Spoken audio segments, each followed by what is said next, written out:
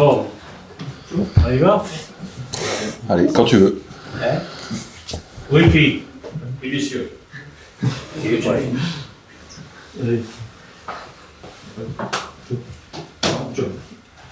Thibaut, les Anglais ont redressé leur situation en fin de tournoi, d'estimation. Ils vont venir au stadium avec une mission de mettre en difficulté le stade. Comment les contrer? Écoute, ouais, on sait que les Anglais, c'est toujours des équipes qui ne lâchent rien, qui savent se remobiliser. On l'a bien vu sur le dernier match du tournoi. Ils étaient dans une passe un peu difficile et ils ont sorti un très gros match. Et au niveau des clubs, c'est un peu la même chose. C'est, je pense, une des spécificités de leur tournoi, c'est que de leur championnat aussi, c'est que chaque week-end, on a l'impression que tout est remis à zéro. Et du coup, Bristol, on sait que c'est une équipe qui va envoyer beaucoup de jeux, qui est très solide sur la conquête aussi, mais qui est très portée sur le jeu. Et on sait qu'ils vont s'appuyer sur leurs atouts pour essayer de nous contrer. C'est une équipe qui est assez jeune au niveau européen. Toi, tu es passé par l'Angleterre. Qu'est-ce qu'on en ressort de ça? Est-ce que c'est plus difficile dans le travail d'analyse quand on n'a pas joué une équipe, qu'on n'a pas de référentiel? Ouais, c'est sûr que c'est une équipe qu'on n'a pas beaucoup croisée ces dernières années, qu'on a peut-être vu un peu moins évoluer, mais c'est une équipe qui est toujours là en fait, qui sur le championnat là-bas fait des bonnes saisons depuis un moment.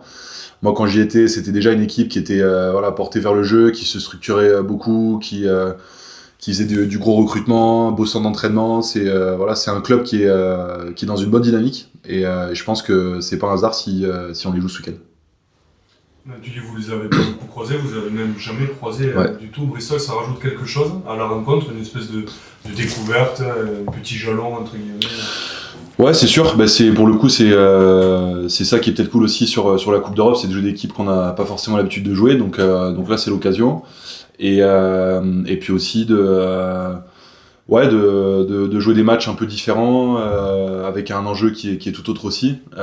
Mais c'est sûr que on les connaît pas trop, mais on a pu bien se préparer. Et on sait qu'ils vont tout envoyer. Bristol joue beaucoup, vous aussi vous jouez beaucoup. Beaucoup d'observateurs pensent que ça va être un match un peu foufou, tout le monde a envie de le voir ce match. Comment éviter de tomber dans un overbid qui pourrait peut-être faire le jeu de cette équipe anglaise au final? Ouais, mais on sait qu'on parle beaucoup de jeu, d'attaque, tout ça, mais le rugby, ça se gagne sur des basiques aussi, et j'ai envie de dire surtout. Donc on sait que on a un gros duel devant sur la conquête. Ils ont une conquête qui est très sérieuse. Ils s'appuient beaucoup sur leur touche pour aller marquer. Ils sont très peu contrés là-dessus. Donc ça fait partie d'un des points qu'il va falloir. Je sais pas comment dire. En tout cas, faut être bon là-dessus, quoi. Vous parlez pas mal de reconnexion, de réunification même ces derniers temps avec votre retour du tournoi. Il y a eu des vacances, il y a eu des tipettes. Est-ce que tu sens que ça prend du temps un peu ça? Vous avez aussi gagné un titre avec les Bleus, donc il faut se remettre un peu dedans et avoir toujours cette fin. Ouais, c'est ça. Bon, c'est un peu toujours la même chose. On se sépare, on se retrouve. Parfois, ça prend du temps. Parfois, ça se fait tout de suite. Alors, en tout cas, c'est quelque chose qu'on a l'habitude de vivre. Évidemment, on maîtrise pas tous les aléas, les petits pépins de dernière minute, etc. Mais le groupe a l'habitude de vivre un peu ces changements de dernière minute, ces réunifications. C'est sûr que la semaine dernière, c'est peut-être pas le match le plus abouti qu'on ait pu faire, mais en tout cas, la semaine a été très sérieuse, appliquée, et on sent que le groupe va de l'avant. Donc, je pense qu'on aura la réponse sur le match, mais en tout cas, je pense qu'on est dans une bonne dynamique pour ça. Ouais. Vous disiez que votre groupe, votre génération pouvait marquer l'histoire de ce sport simplement. Est-ce que c'est toujours un levier? Vous avez beaucoup gagné. Est-ce que ça reste toujours plus? Ouais, bien sûr. C'est pour ça qu'on est là. Si on arrête de croire et de vouloir ça, on sait que ça marque déjà la fin de tout ça. Donc on a faim de tout ça et on continue de s'en nourrir pour avancer. Justement, l'an dernier, vous avez connu une déception dans cette compétition. Est-ce qu'il a été question de ça cette semaine? Est-ce que vous en servez en termes de motivation? Ouais, ça fait partie des choses qu'on qu'on se dit. Après, voilà, il y a plusieurs leviers de motivation bien sûr, mais c'est sûr que ça fait partie des choses qu'on se dit pour on essaie de se rappeler ce que ça faisait de voir les autres jouer à la télé, donc c'est quelque chose qu'on n'a pas envie de revivre. Merci. François, les Anglais ne sont pas des joueurs à lâcher facilement leur match. L'exemple du tournoi est là pour le prouver. Donc, la troisième ligne stadiste va avoir une mission de mettre en échec leur engagement. Oui, bien sûr, la troisième ligne, mais l'équipe en général. C'est vrai que cette équipe de Bristol est une équipe très joueuse, très accrocheuse, et forcément, elle s'appuie aussi sur une grosse conquête. Donc nous, devant, on va avoir un beau duel demain. Donc forcément, on a envie de relever ce duel, parce que de ce duel en découlera l'issue du match. Donc forcément, c'est un point de vigilance. Et ensuite, oui, on est tous concernés. De toute façon, c'est un match éliminatoire, un match de phase finale, donc on sait l'importance de ce match-là, et en effet l'intensité sera prépondérante. Bonjour. Est-ce Bonjour. que dans le travail d'analyse, c'est un peu différent quand on n'a jamais joué une équipe comme c'est le cas de Bristol? Vous n'avez pas forcément de référentiel par rapport à des confrontations plus ou moins récentes. Est-ce que c'est plus poussé? Est-ce que c'est la même chose cette semaine que les autres semaines? C'est sûr, c'est différent, mais on a quand même, on a visionné leur match, ce qu'ils ont l'habitude de faire, donc on a quand même de la matière pour travailler sur cette équipe-là, et en effet, c'est une équipe qui a des caractéristiques propres à elle-même, et qui a une façon de jouer un peu différente de ce qui se fait ailleurs, qui porte beaucoup le ballon, qui joue beaucoup de partout, et qui marque beaucoup. Donc c'est une équipe ultra offensive, et on est prévenu, à nous d'être vigilants en défense pour contrer leur velléité offensive. La défense, justement, c'était un petit peu le point noir de ces derniers week-ends. Là, on change de compétition, c'est un état d'esprit différent, ou c'est dans la globalité Non, bien sûr, dans tous les cas, on n'est pas satisfait de notre défense sur les dernières sorties, donc c'est un axe de travail et de progrès évident pour la suite, d'autant plus pour les phases finales où on sait que c'est encore plus dur de marquer des points, donc si on peut éviter d'en prendre, c'est toujours mieux, et on a travaillé dans ce sens-là cette semaine. Vous revenez du tournoi aussi, on a parlé beaucoup de réunification de tout ça. Dans quelle mesure la victoire du tournoi elle peut nourrir la suite de la saison dans le club? C'est bien, parce que ça permet de revenir avec pas être miné par une défaite, surtout qu'on avait bien démarré le tournoi. Si on avait perdu ce dernier match, forcément l'état d'esprit aurait été différent au retour en club, mais dans tous les cas, il faut que cette énergie elle serve à l'équipe, qu'on bascule. Là maintenant, ce qui a été fait avec l'équipe de France, c'est magnifique, mais c'est derrière nous maintenant, et là maintenant il faut se concentrer sur ce qui arrive, et ces phases finales de Coupe d'Europe, et ensuite la fin de saison en top 14. Donc voilà, il faut rebasculer avec le club, se remettre au diapason de l'équipe, parce que l'équipe a vraiment bien tourné pendant les doublons, donc il faut être au moins à ce niveau-là, et essayer d'amener justement ce petit supplément d'âme et d'énergie qui a pu être qui a pu arriver avec cette victoire dans le 6 Nations. François, comment tu l'as encaissé ce tournoi? Tu l'as joué en intégralité, tu as joué les 5 matchs titulaires, je crois que tu es l'avant, tu as joué le plus de minutes pendant le tournoi. Tu revenais des blessures, ouais. Là tu as coupé quand même un petit peu avant de revenir. Comment tu l'as encaissé physiquement? Parce que c'est quand même pas simple, il y avait une grosse intensité. Pour toi, tu avais peu de temps de jeu avant. Bien sûr, je crois que les matchs internationaux sont jamais simples. C'est vrai que ça a été costaud en termes d'intensité, mais c'est aussi ce qu'on aime quand on est joueur de rugby, et on a envie forcément de jouer ces matchs-là. Donc même si c'est difficile et compliqué, c'est des efforts qu'on aime faire, parce que au bout, quand on remet ce maillot bleu, on est forcément que fier et heureux d'avoir la chance d'avoir ce maillot sur les épaules. Donc forcément, ça demande des efforts, du travail et des sacrifices, mais c'est aussi pour ça qu'on joue au rugby, et donc c'est pas un problème de faire ces efforts-là. Plus là, t'en avais besoin pour le tournoi, pour récupérer Ouais, bien sûr, j'avais une semaine de vacances, et on a pris une semaine de plus, parce que j'avais mon genou qui était encore un peu sensible, et on en a profité du coup pour faire des soins pendant cette semaine-là, pour être mieux cette semaine.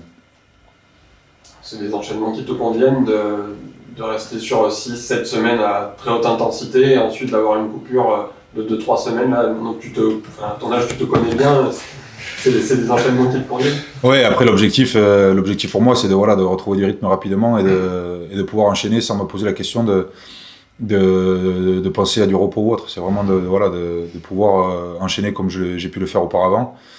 Mais comme tu l'as dit, mon âge avance et donc il faut savoir se ménager, s'écouter un peu plus et travailler aussi peut-être un peu plus en dehors du terrain pour faire en sorte que je puisse retrouver mon volume habituel sur les saisons précédentes. Après Bordeaux, on a pas mal parlé des compétences qu'il y a dans l'équipe au niveau des grattages, notamment. On a vu Jack et Paul Malaise très à l'aise dans le secteur. Toi, tu es souvent dans les rucks. Est-ce que c'est un exercice... qu'est-ce qui fait que c'est un exercice que tu aimes, toi, d'aller gratter des ballons Qu'est-ce que tu aimes dans cet exercice? Je suis beaucoup moins performant que Jack et Paul. C'est vrai qu'il faut des qualités physiques aussi, notamment de souplesse que je n'ai pas. Donc c'est un peu plus compliqué pour moi.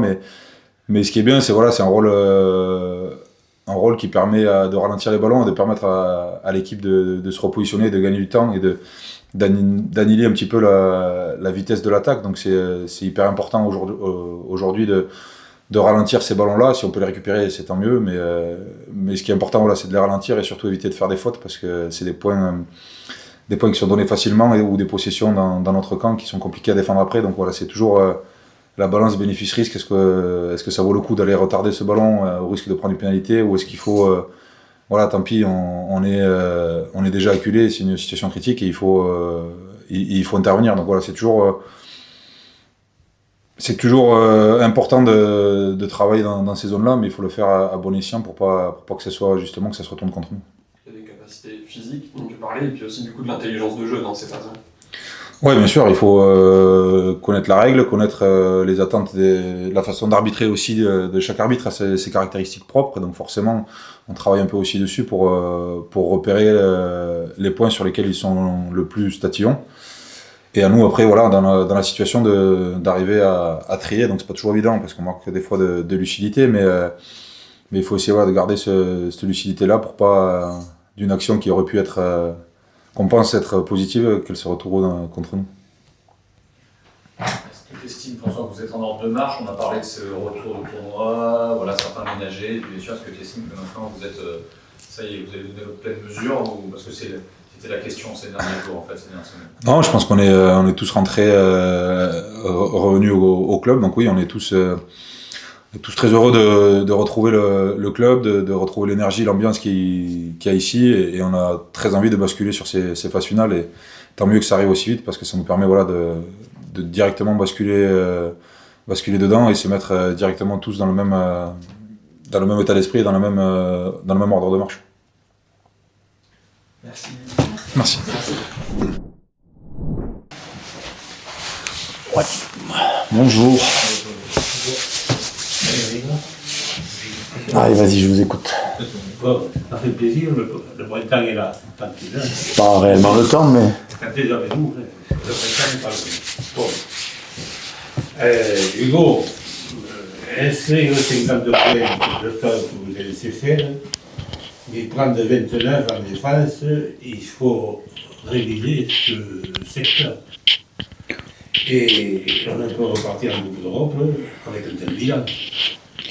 Alors, ça c'est un constat, mais tant qu'il y en a 50 et qu'il y en a 21 d'avance, sur ce que tu me présentes, je signe à chaque fois. Oui, d'accord. Parce qu'il y en a toujours 21 d'avance. Je te rappelle que celui qui passe le tour d'après, c'est celui qui a un point de plus. Donc, sur ton analyse, avec grand plaisir pour le fait d'identifier la défense, mais il faut comprendre aussi que ça ne nous empêche pas d'être la meilleure défense du championnat en termes de statistiques et de chiffres. Ça ne nous empêche pas d'être une défense qui permet depuis quelques années de truster quelques titres. Donc oui, on est évidemment toujours sensible à un paramètre ou à un environnement ou à une spécificité qui peut nous échapper, mais souvent dans le rugby, j'avais un président il n'y a pas très longtemps qui me disait le jour où tu travailles un secteur, l'autre devient défaillant, et c'est souvent le cas. Il y a toujours une histoire de balance, de curseur et de choses qu'il faut évidemment rectifier. Ce qui peut paraître, en tout cas, je ne sais pas si c'est inquiétant, mais alertant, ça reste notre capacité à avoir à défendre une équipe comme Bristol qui score beaucoup, qui marque beaucoup, qui joue beaucoup et qui donc va mettre à l'épreuve notre défense ce week-end. Justement, Hugo, Bristol joue beaucoup, vous jouez beaucoup, vous marquez beaucoup. Comment éviter de tomber dans un match peut-être un peu foufou en termes de points qui pourrait peut-être faire le jeu de cette équipe? Oui, c'est trouver la bonne distance entre trouver être dans un match de phase finale et non un match de gala et on sait tous très bien que évidemment que il nous semble qu'au regard de ce que l'on a étudié de Bristol qui est un adversaire qu'on connaît peu au final, en tout cas dans notre parcours depuis quelques années, et c'est évidemment une équipe qui provoque beaucoup les choses, qui tient le ballon, qui joue beaucoup, donc on va être amené à gérer ça. Alors donc pour pas tomber dans ce fameux match de gala, il faudra être sérieux, je pense, et en tout cas on a travaillé en ce sens sur les bases de notre sport, à savoir la discipline, la conquête et la défense, qui doivent nous permettre malgré tout de ne pas être moins ambitieux et moins audacieux dans le rugby et dans le jeu. Est-ce que le fait de ne jamais les avoir affrontés, ça change quelque chose dans le travail d'analyse? Ça passe différentiel par rapport à des confrontations plus ou moins lointaines? Est-ce que tu pousses un peu plus loin? Est-ce que tu as... C'est une équipe qu'on a suivie depuis... Alors on a eu encore une fois, le calendrier nous a permis aussi de les étudier avec un peu de temps, quand c'est peut-être pas le cas sur l'enchaînement des matchs de phase finale. C'est une équipe qu'on suit aussi parce qu'elle était innovante dans certains secteurs, dans sa capacité notamment à tenir le ballon un peu à outrance il y a quelques saisons. Et ils ont équilibré leur rugby, leur jeu, notamment avec une conquête très costaud, avec des joueurs qui leur amènent aussi la capacité à être cohérents et costauds sur l'aspect de la conquête. Oui, il y a toujours cet inconnu, mais qui est un peu j'ai presque envie de vous dire, le dernier charme de cette compétition, de jouer les équipes que l'on n'a pas l'habitude de jouer, et une compétition qui dès ce week-end, s'arrêtera pour la moitié des participants. Donc, l'inconnu reste toujours un peu inquiétant, mais je pense que l'inconnu permet aussi de rester en éveil. Donc, j'espère qu'on ne sera pas surpris trop longtemps ou trop... voilà, que ça se passera bien ce week-end. C'est l'heure des premiers choix, des premiers vrais choix sur les hommes. Est-ce que pour la première fois depuis peut-être un peu longtemps, le poste de Delisle a été plus sujet à débat? On a l'impression qu'il y a un peu plus de concurrence maintenant, qu'Antoine est un peu plus challengé par Paul là, cette saison. Ouais, alors après Antoine reste quand même juste le capitaine de l'équipe de France et titulaire du dernier tournoi, et Paul réalise de très très bonnes performances depuis maintenant 2-3 saisons, et particulièrement la saison dernière et le début de saison. Oui, alors après il y a aussi, même si c'est un match de phase finale éliminatoire, il y a aussi, notre saison ne s'arrêtera pas demain soir, dans tous les cas. Une compétition peut s'arrêter demain soir, ça il faut qu'on en ait tous conscience, et donc on prévoit aussi la suite des éléments et de la progression des uns et des autres dans notre capacité à... Antoine a eu une fin de tournoi un peu compliquée de par des petits soucis, et vous en discuterez avec lui, mais aussi par le fait qu'il était un peu malade, donc il a manqué un peu de rythme et peut-être de volume d'entraînement nécessaire, ce qu'on a essayé de compenser, mais avoir à disposition 2 joueurs à un poste clé de ce niveau-là, c'est un peu ce qu'on vit au talon en le multipliant par 2 aussi, puisqu'ils sont plus que 2, ils sont 4. C'est toujours intéressant d'avoir 2-3 joueurs performants à ce poste-là. Antoine va débuter ce match-là, mais évidemment que Paul sera pas loin et aura du temps de jeu sur ce match. Est-ce qu'en tant que manager, on parle souvent d'un cap pour les joueurs, quand les phases finales arrivent, en tant que manager, en tant que technicien, est-ce qu'il y a aussi un cap, une situation supplémentaire, vraiment vis-à-vis peut-être de la sélection des joueurs? Alors la sélection des joueurs, c'est notre quotidien. Gérer la frustration, c'est notre quotidien. Parfois il y a des explications, parfois il n'y en a pas, parfois il y a un tempo à donner en termes de timing, de composition d'équipe, aussi de progression. Vous allez voir sur la compo, il y a des choix assez clairs faits, mais encore une fois, c'est pas le dernier match de la saison. J'entends que vous me posiez la question sur les choix du moment, mais on est loin de jouer. On a des échéances à venir en championnat. Le championnat est plus serré que jamais, même si on a un peu d'avance. On sait au regard du calendrier qu'on n'aura pas trop droit à l'erreur. En tout cas, on ne s'est pas donné non plus 25 jokers de rab. Donc pour le parcours de fin de saison, on a aussi une progression pardon, à mettre en lumière sur chaque cas et de retrouver un bout d'émulation qui fait souvent la force du Stade Toulousain, à savoir cette capacité à ce que vous soyez un peu surpris parfois par les compos d'équipe, mais pas nous, parce que ça fait partie aussi de notre mise en progression et mise en émulation de notre effectif. On fonctionne comme ça, parfois c'est peut-être un peu déroutant. En tout cas, nous, on essaie de garder une forme de cap objectif, et vous le verrez au regard de la compo, mais il y a des joueurs qui ont bénéficié de cette période de doublon, d'autres qui gardent aussi ce rôle un peu de challenger, mais aussi d'impact player, qui est devenu tellement important dans les matchs de phase finale. Est-ce que la période de l'équipe de France, il y a eu des vacances à donner, des petits pépins, des remises faites à niveau, des remises collectives? Est-ce que c'est derrière nous, tu penses? Est-ce que c'est à vrai aussi, ils ont gagné un titre déjà cette année? Ouais, l'an dernier aussi, ils en avaient gagné un, ça ne nous a pas empêché d'en gagner un. Ça nous a peut-être empêché d'être performants sur la compétition que l'on va jouer demain. Je ne sais pas si ça empêche, mais je sais que c'est toujours délicat de récupérer, de réunifier. Nous, c'est 14 joueurs, et pour ce qui est de l'équipe de France, plus 2, et on a laissé des plumes avec Ange Capiozo qui s'est blessé avec sa sélection. On rentre 3 joueurs blessés, directement ou indirectement, un Julien Marchand, un Rodrigue Netti et un Georges-Henri Colombe qui se font mal dans la foulée. On sait que la semaine dernière, Mani Meafou qui a une petite douleur musculaire. Donc on sait qu'on a ce sas de 15 jours, 3 semaines, 1 mois, avant de retrouver une forme de cohésion collective, d'expérience collective qui te permet de jouer des matchs couperés. Malheureusement, les matchs couperés tombent là.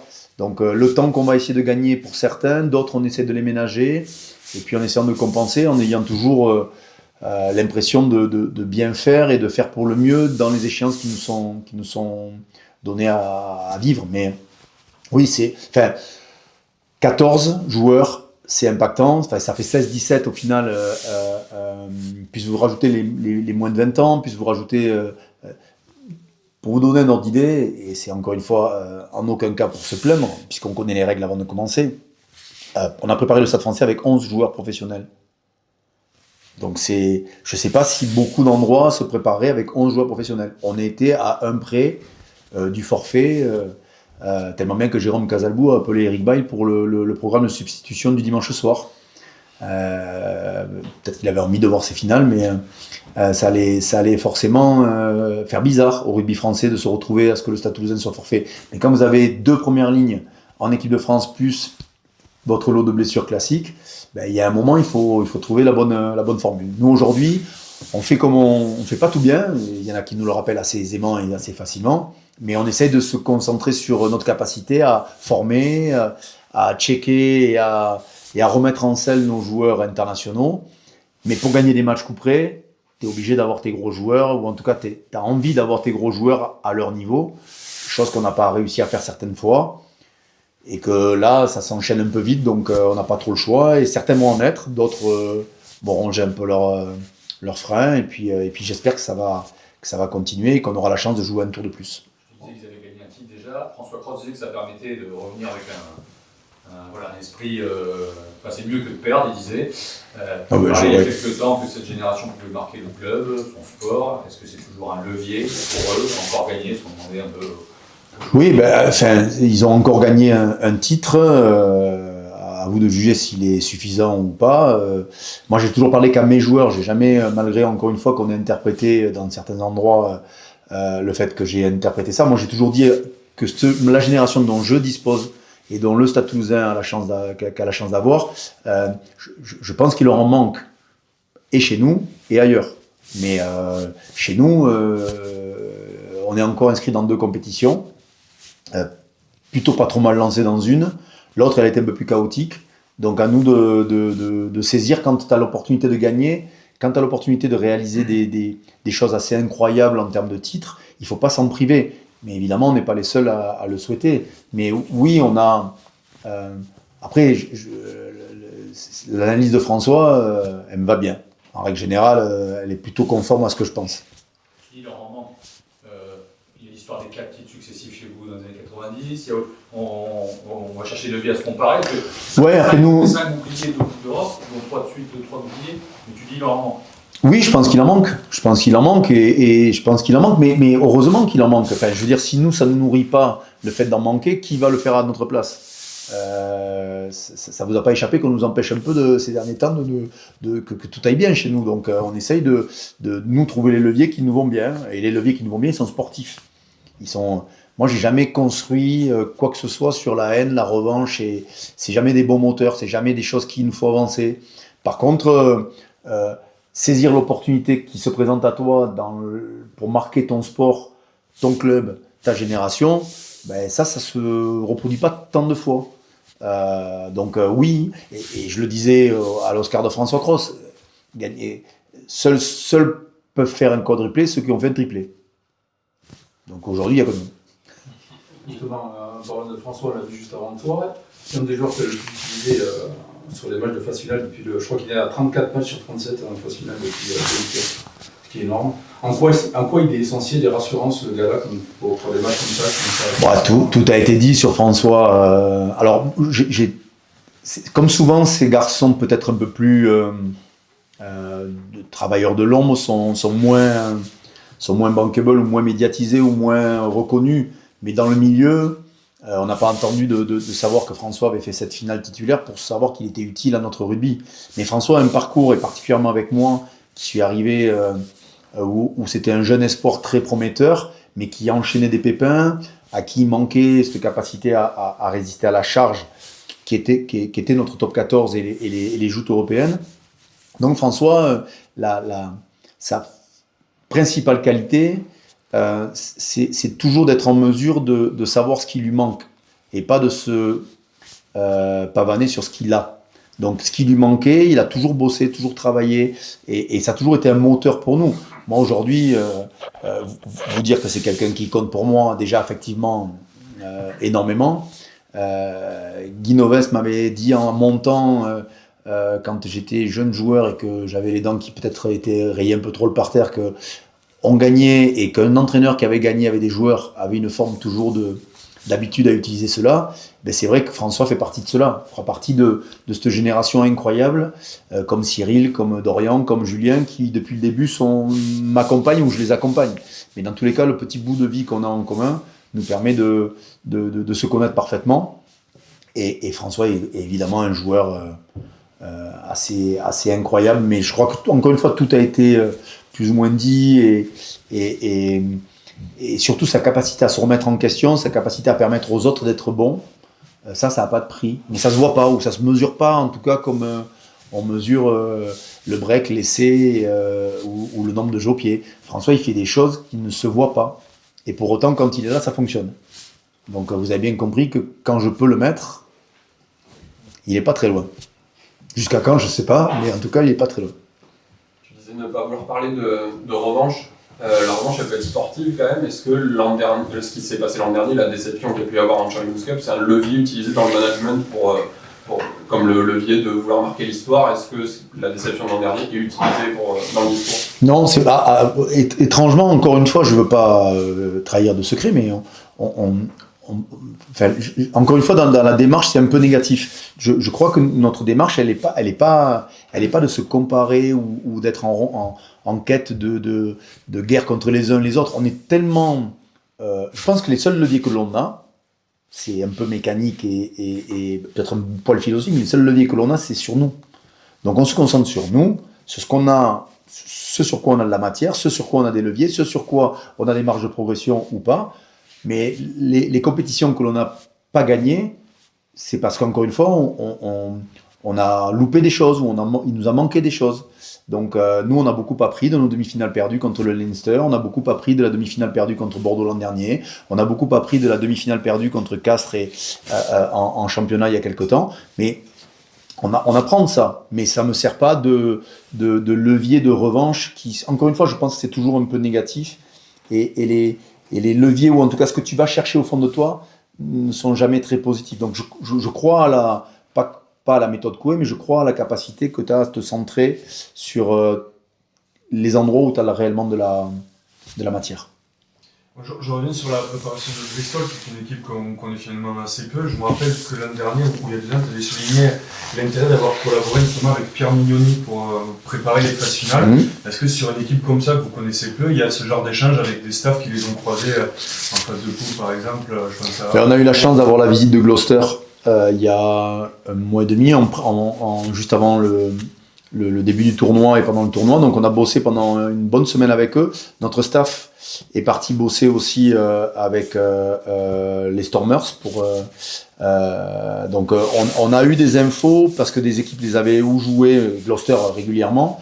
Donc ça nous a permis de pouvoir échanger sur ce qui nous semblait être pertinent de notre côté et surtout sur la manière d'appréhender ce genre d'équipe qui a une philosophie assez marquante, enfin, dans le sens où on sait que les 4, 5, 6 temps de jeu sont quasiment réalisés sur chacune de leurs possessions.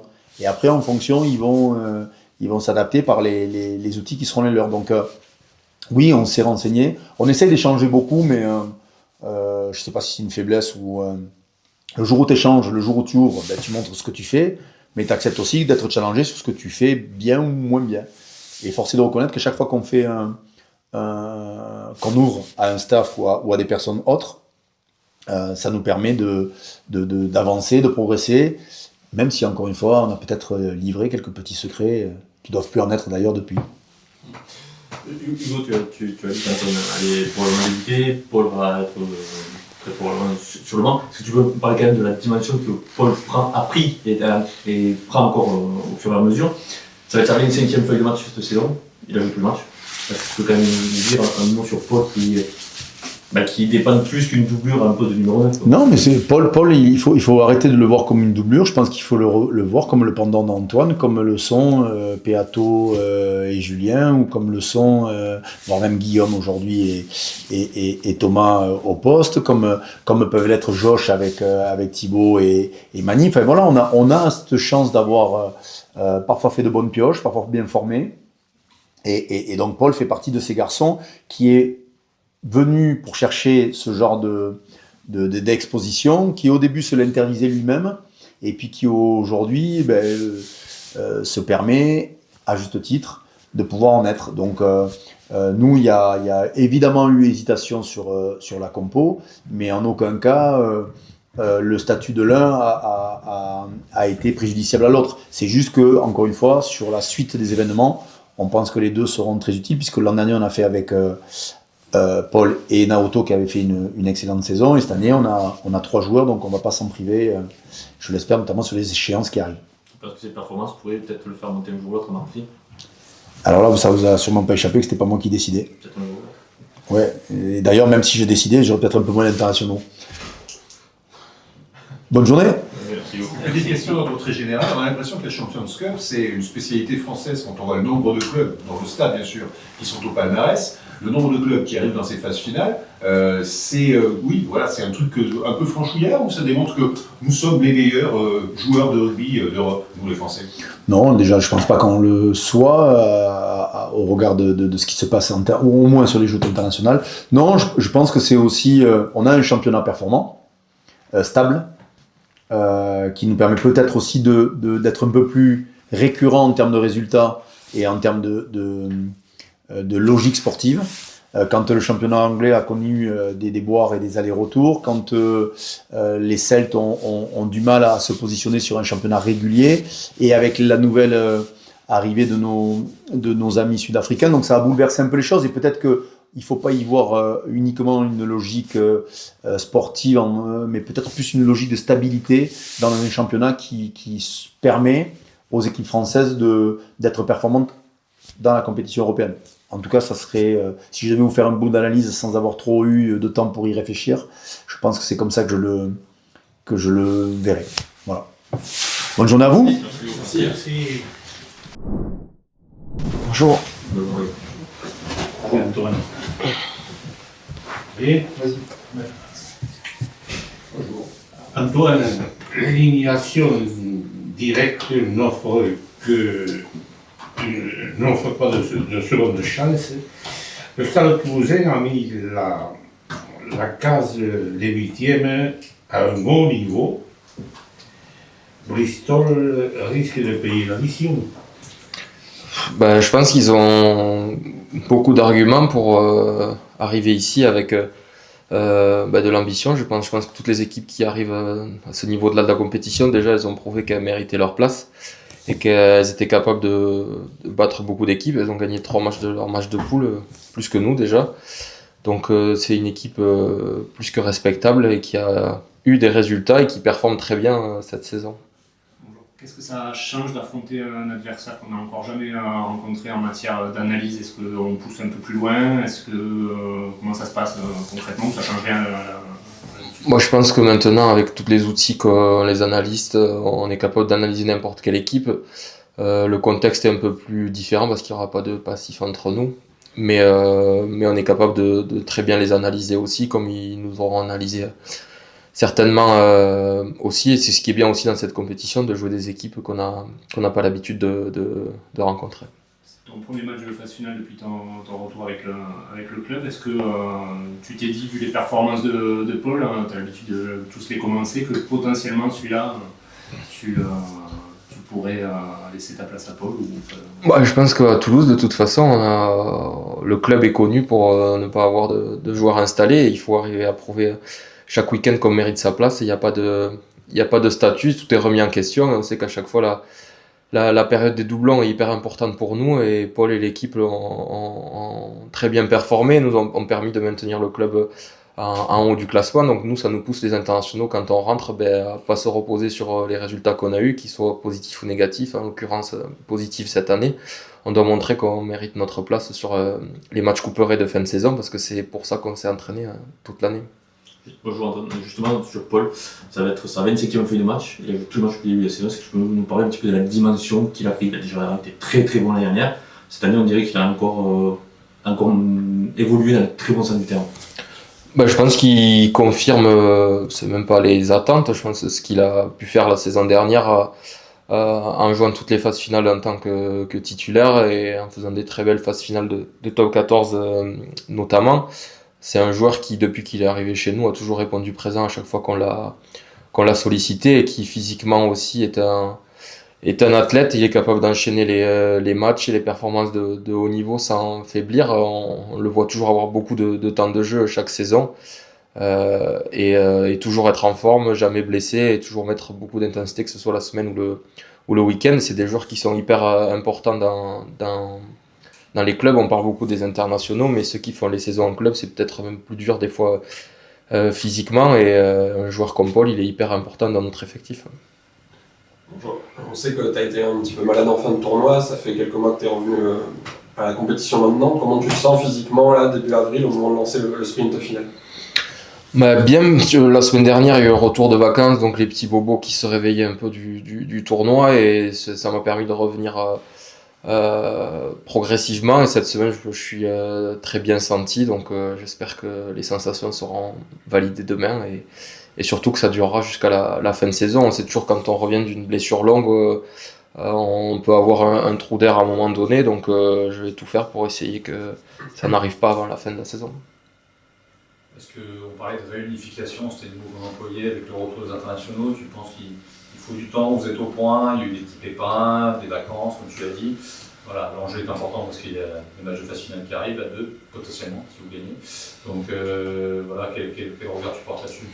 C'est une période qui est importante et qu'il ne faut pas négliger. On a maintenant l'expérience de ça, à Toulouse notamment, puisqu'on a beaucoup d'internationaux tous les ans. Et puis c'est aussi rééquilibrer les dynamiques dans lesquelles sont les différents collectifs. Nous, on a pu gagner avec l'équipe de France le tournoi. Les mecs qui sont restés ici ont fait le job aussi, donc il faut arriver à se réaligner. Et j'ose espérer que le match de Montpellier nous aura servi d'alignement, puisqu'il était loin d'être parfait, même si le résultat a été là. Et j'espère que déjà cette semaine à l'entraînement, c'était beaucoup mieux que la semaine dernière, et beaucoup moins d'approximations.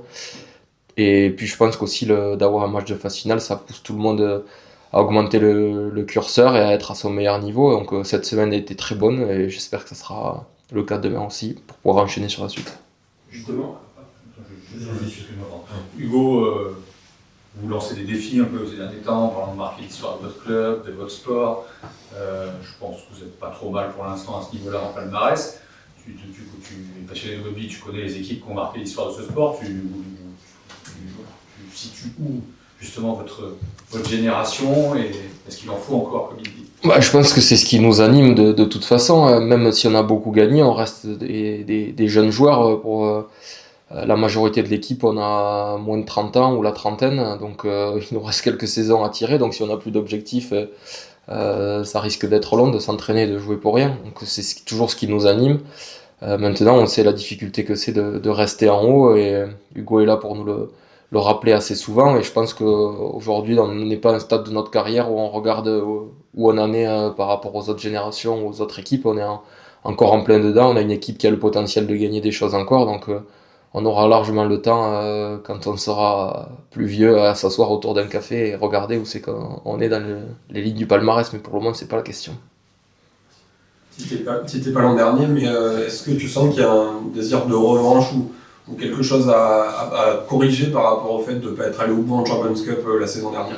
Ouais, bien sûr. Bah, je pense qu'à chaque fois qu'on a manqué un trophée, l'ambition elle est multipliée l'année d'après parce que c'est toujours dur de voir un titre nous échapper et de le donner à quelqu'un d'autre.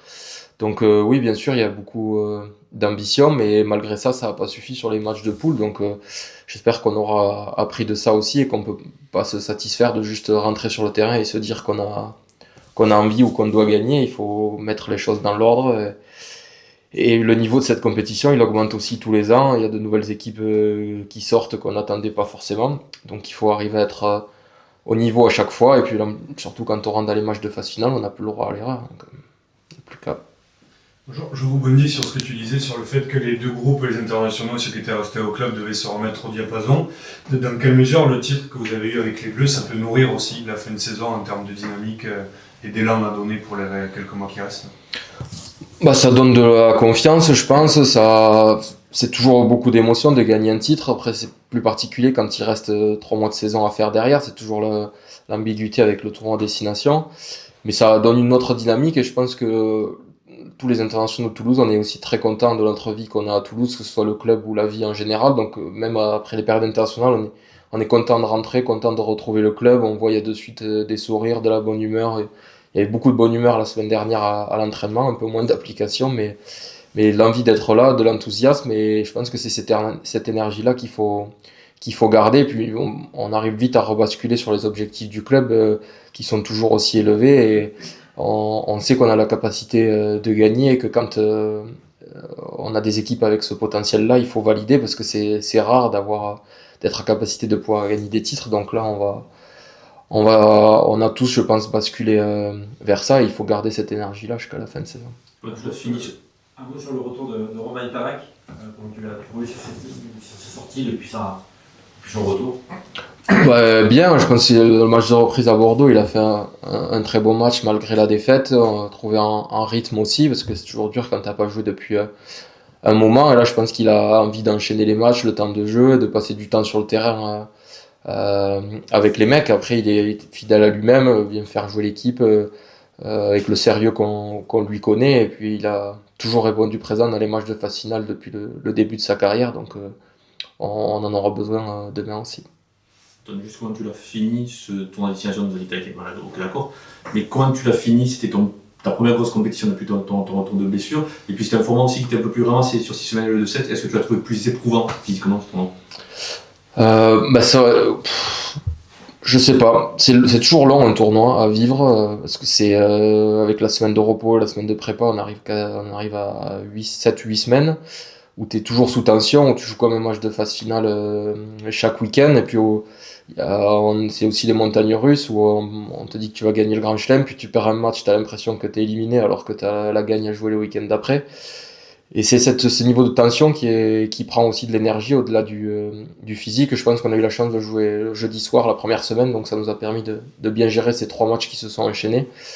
Et de pouvoir finir sur les 2 à la fin où moi j'ai eu cette maladie entre guillemets.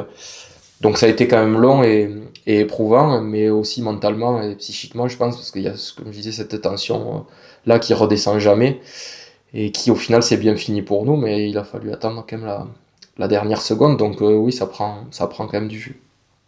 Ça t'avait manqué cette tension dont tu parles qui peut être éprouvante mais que t'as pas connue pendant plusieurs mois, est-ce qu'elle t'avait manqué? La tension, je sais pas, gagner un truc, oui, mais tout ce qui est avant, c'est pas là où on prend le plus de plaisir, c'est vraiment sur le terrain, quand on est le coup de sifflet a retenti, qu'on commence le match, c'est pour ça qu'on s'entraîne, et toute la période avant, même jusqu'à l'échauffement, c'est pas ma période préférée, moi je préfère être sur le terrain et évidemment soulever le trophée à la fin, c'est ce soulagement-là qui est le plus jouissif dans ce sport.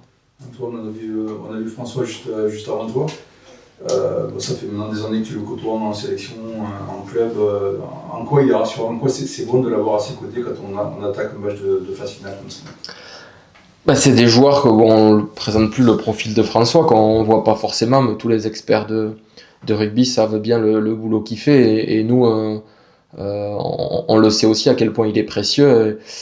Déjà défensivement, quand tu as des joueurs comme ça qui sont capables de mettre de la densité physique, de répéter les tâches, les plaquages, ça donne de la confiance et de l'énergie à toute l'équipe. Et puis sur notre circulation offensive, sa capacité à enchaîner les rucks, les soutiens, ça nous permet de mettre du liant dans notre jeu et de pouvoir enchaîner les phases de jeu où on a beaucoup d'avants qui aiment jouer au ballon, donc c'est bien d'avoir des avants qui aiment les rucks aussi, ça qui nous permet de garder les ballons.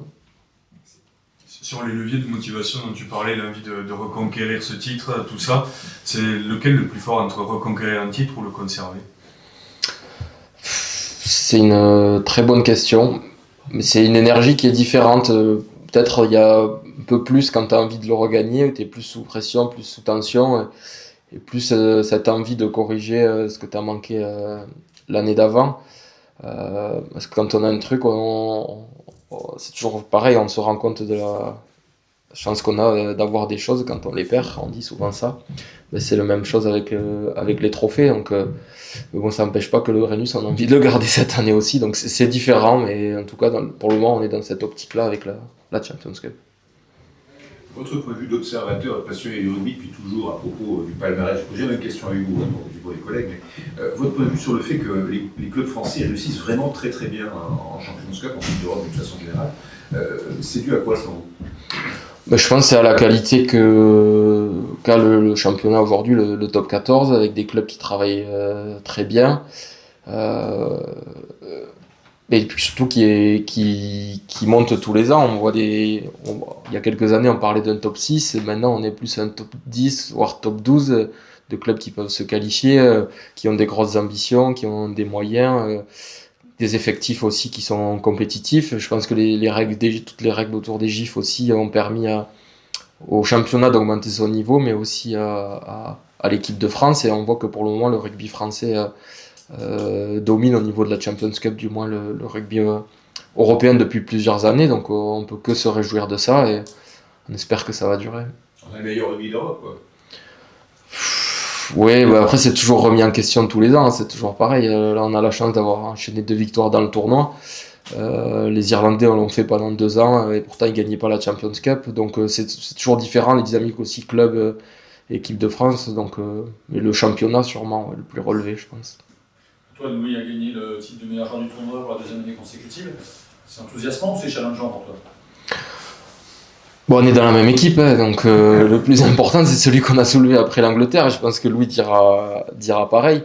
Et du moment que le trophée il reste chez nous, c'est déjà une belle prouesse, parce que c'est pas toujours évident de sortir des individualités chaque année.